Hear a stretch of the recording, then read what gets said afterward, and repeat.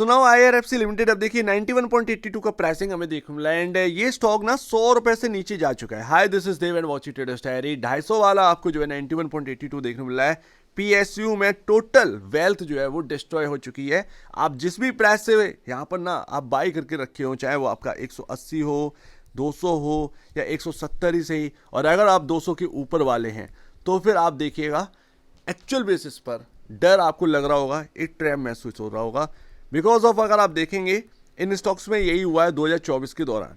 2024 से जो लेकर बैठे हैं ना उनको ही एक्चुअल में प्रॉब्लम हुई है और उसका कोई समाधान है नहीं है। आप सिर्फ एवरेज कर सकते हैं, दूसरा कुछ भी आपके पास एक वैलिड वे है ही नहीं कि आप अपने आप का जो वेल्थ है जो खराब हुई है उसको संभाल लें या कैसे भी उसको जो है वो वापस से रिकवर कर लें।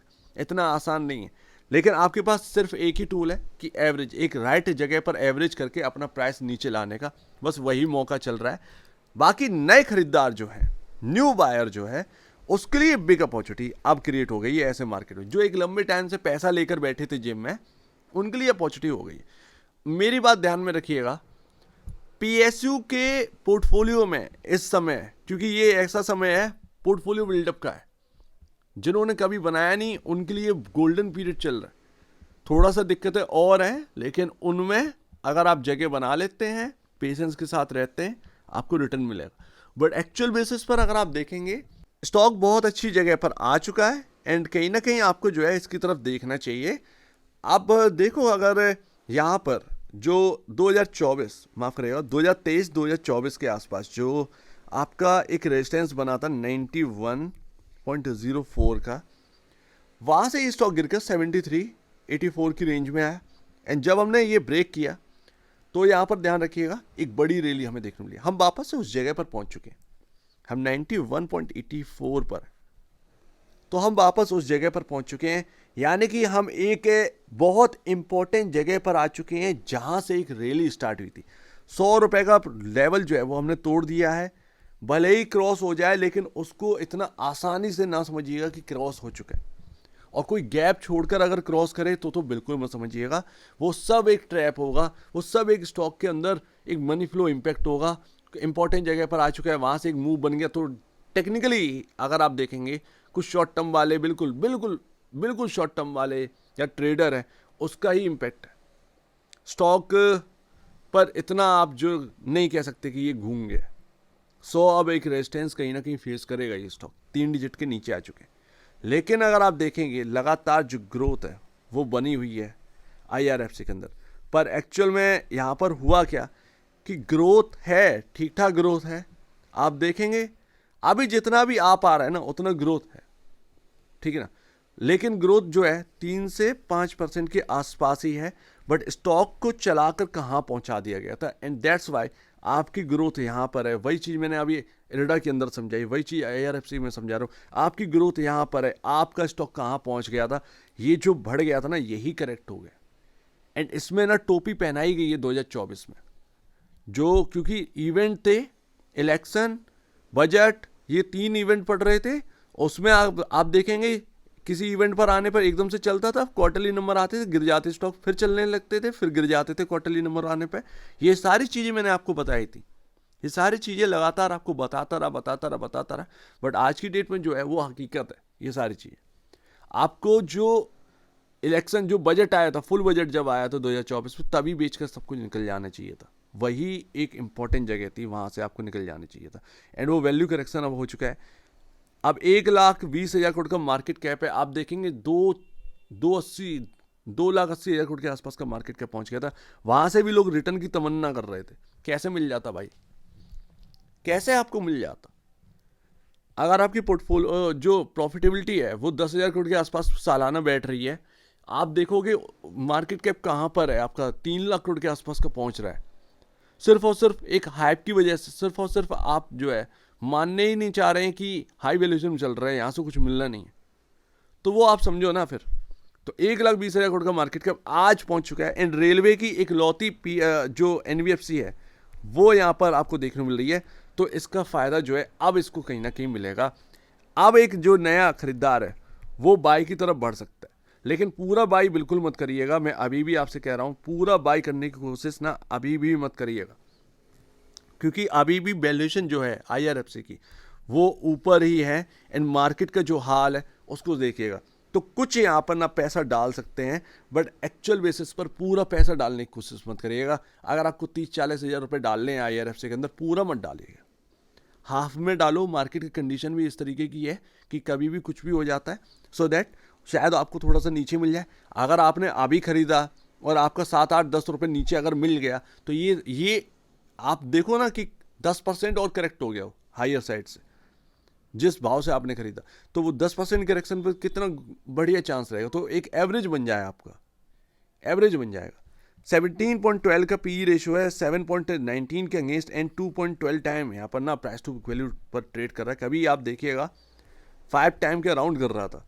अब आप सोचो कोई रीज़न ही नहीं था 5 टाइम का।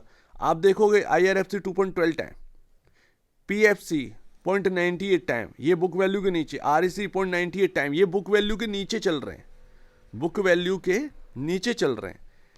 ये तो सबसे बेहतरीन स्टॉक्स हैं, जहां ग्रोथ भी है, जहां एक्चुअल बेसिस पर NPA का डर नहीं है। IRFC में भी NPA का डर नहीं है, बट यहां पर अगर आप देखेंगे PFC और REC आपसे काफ़ी बेहतर है, फिर भी आप जो है हाई पर चल रहे हैं, आपका प्राइस टू बुक वैल्यू काफ़ी हाई पर चल रहा है।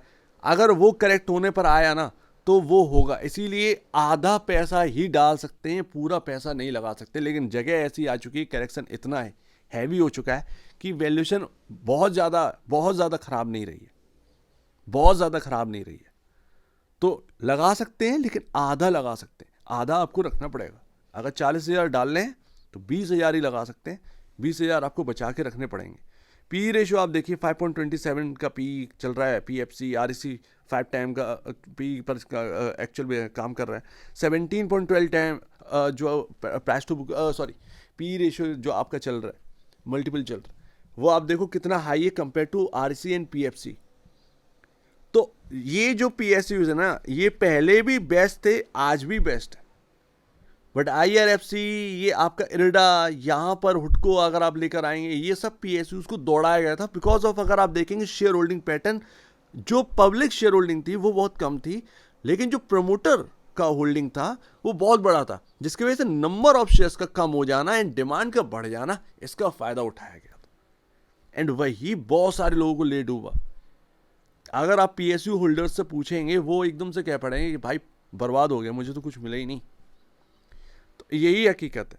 फिलहाल चार्ट पर बस इतना ही समझ में आ रहा है बॉस कि 91.04, 84.21, ये माफ करिएगा 84.21 नहीं, 91.04, ये बहुत इंपॉर्टेंट जगह है। एंड यहाँ पर एक्चुअल बेसिस पर ये थोड़ा सा सपोर्ट लेने की कोशिश कर रहा है, बट 100 रुपये बिकॉज ऑफ साइकोलॉजिकल लेवल है, तो 100 रुपये अभी हमें रेजिस्टेंस लेके चलना पड़ेगा, और ये मान के चलना पड़ेगा, इतना आसान नहीं है। लेकिन रेंज लिख लीजिए, रेंज को थोड़ा सा ट्रैक करिएगा। अगर ये 91 के नीचे गया, इसके नीचे क्लोजिंग देता है, देन वो जो इंपॉर्टेंट रेंज है 73 से 84 वाली, वहां तक का पॉसिबिलिटी है। और एक्चुअल में अगर आप देखोगे तो ये 87 का लो लगा चुका है। कुल मिलाकर अगर आप सही मायने में देखेंगे, 73, 84 और 91, ये जो दो रेंजें हैं ना, ये बहुत इंपॉर्टेंट रेंज है।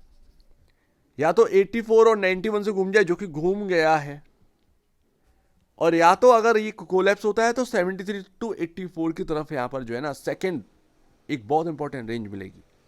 एंड मार्केट उसमें क्या करेगा वो देखते हैं। इसीलिए हाफ पैसा डालना ही ठीक है, पूरा पैसा नहीं। लेकिन एक रेंज जो इंपॉर्टेंट रेंज थी, ये 84 से 91 वाली, यहां से घूम गए, यहां से घूम गए। और आपका मूविंग एवरेज कहां पर है?